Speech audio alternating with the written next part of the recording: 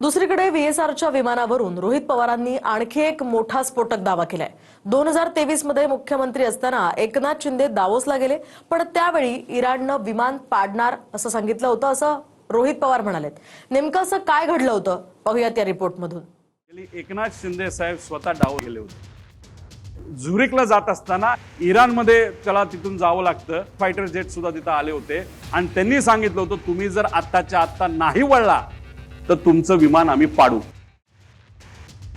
व्हीएसआर विमान कंपनीवरून रोहित पवारांनी आणखी एक स्फोटक दावा केला।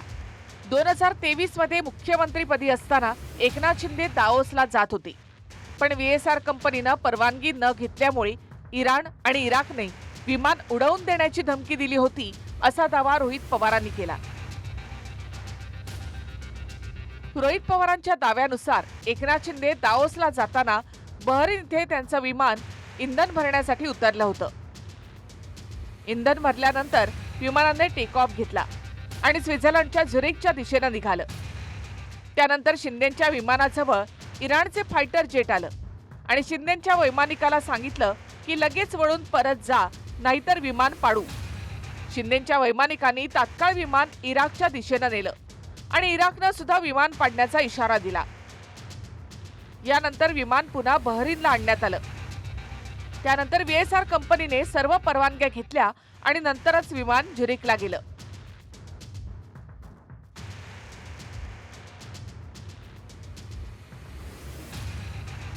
त्यामुळे व्हीएसआरच्या दुर्लक्षामुळे किंवा मुद्दाम एकनाथ शिंदेंच्या बाबतीत अपघात घडवण्याचा डाव होता का असा सवाल रोहित पवारांनी केला। हे विमान आहे ज्याला एकनाथ शिंदे साहेब स्वतः दावोस गेले होते। कुठलंही विमान व्हीआयपी ला घेऊन जात असेल तर फ्लाइट प्लॅन द्यावा लागतो। बहरीनला हे विमान उतरलं, त्याच्यात रिफ्युलिंग झालं।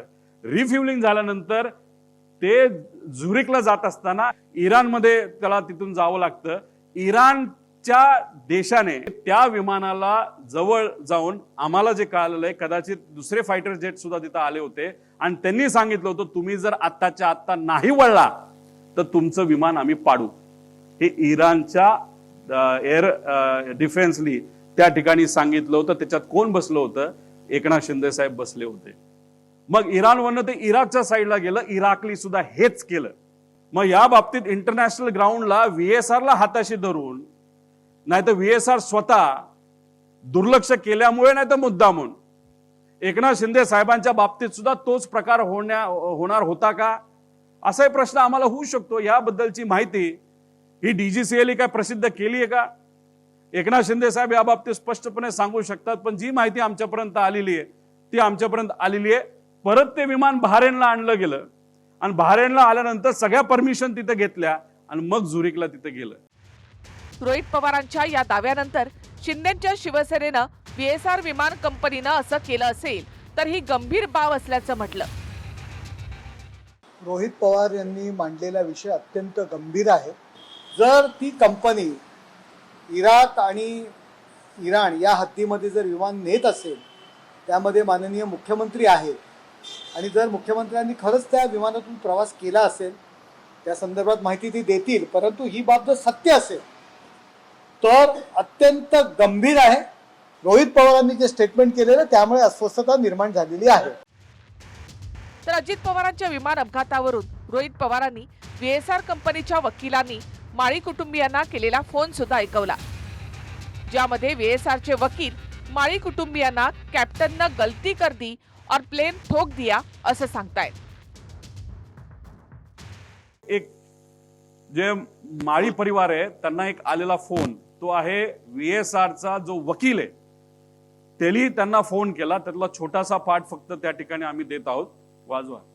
दिन कप्तान साहब ने गलती कर दी, ठोक दिया जाके, क्या करोगे?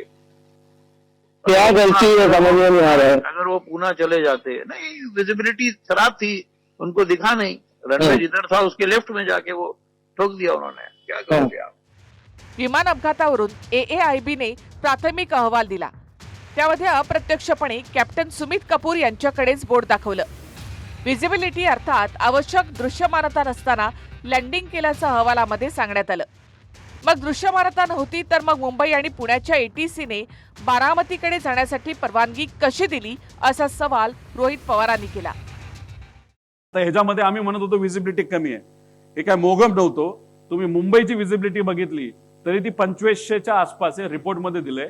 आणि पुण्याची जर बघितली तर 2000च्या आसपास आहे टायमिंग प्रमाणे. तर ॲरोवर आम्ही FIR करा का सांगतोय, कारण का ॲरोमध्ये असणारा जो कोणी हा मनोज पवार आहे, जो कोणी तो म्हणतो captain checking visibility at Baramati 7:03 all okay sir, म्हणजे everything is okay, visibility is fine. तर आमचा प्रश्न आहे, पुण्याली या विमानाला बारामतीकडे जायला परवानगी कशी दिली एटीसीला, हा सुद्धा आमचा प्रश्न आहे. मुंबईवाल्यांनी टेक ऑफ कसं करून दिलं हे इन्व्हेस्टिगेशन मध्ये आलं पाहिजे. नाहीतर AIBली हे बघायला पाहिजे होतं. ते दुर्दैवाने या रिपोर्टमध्ये बघितलं नाही. फक्त सांगितलंय ही विजिबिलिटी होती, जी विजिबिलिटी 5000 मीटरपेक्षा कमी होती, जी अलाउड नाहीये. अहवालामध्ये विमान झाडावर धडकल्याचा देखील उल्लेख आहे.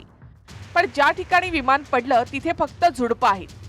त्यामुळे अहवाल फक्त द्यायचा म्हणून दिला का असं म्हणत अहवालावर रोहित पवारांनी शंका व्यक्त केली. तसंच अपघाताच्या आधी काही लोकांकडनं रेकी झाल्याचं काहींचं मत आहे. त्यामुळे CIDने क्रिमिनल अँगलनं सुद्धा त्याचा तपास करावा अशी मागणी रोहित पवारांनी केली आहे. अशी कुठली झाडं होती तिथे की ज्याच्यावर हे विमान, ज्या झाडांना धडकून, झाडांना, एक झाड नाही अनेक झाडांना धडकून हे खाली त्या ठिकाणी पडलं. तर याच्यामध्ये आम्ही थोडंसं बघितलं, या बाजूला जिथं हे विमान इथं पडलं होतं तर इथं कुठंच तिथं झाड दिसत नाही, हे झुडूप आहे. पण या झुडपाला काही विमान तिथं टच सुद्धा झालं नव्हतं. मग रिपोर्ट द्यायचा म्हणून रिपोर्ट दिला का कुठेतरी झाडांवर जबाबदारी ढकलून द्यायची, असा कुठेतरी केवळवाना प्रयत्न AIB कडनं झाला असं आपल्याला म्हणावं लागेल. काही लोकांचं असं मत आहे की विमानतळाची रेकी करण्यासाठी ऍक्सिडेंटच्या आधी काही तिथं लोक आली होती असं लोकांचं मत आहे. ह्याचं क्रिमिनल इन्व्हेस्टिगेशन करायची जरूरत आहे. हे त्या CID आणि CBIने करावं, याच्यात थोडंसं लक्ष घालावं असं आमचं मत आहे. AIBच्या अहवालामध्ये VSR कंपनी किंवा विमानासंदर्भात कुठलाही ठपका नाही. पण रोहित पवारांनी VSR कंपनीवरून आतापर्यंत तांत्रिकदृष्ट्या खुलासे करत आरोप केले आणि अहवालामधील चुकांवर त्यांनी बोटही ठेवलं. कृष्णा सोनारवाडकरसह अक्षय मंकणी, TV9 मराठी, मुंबई.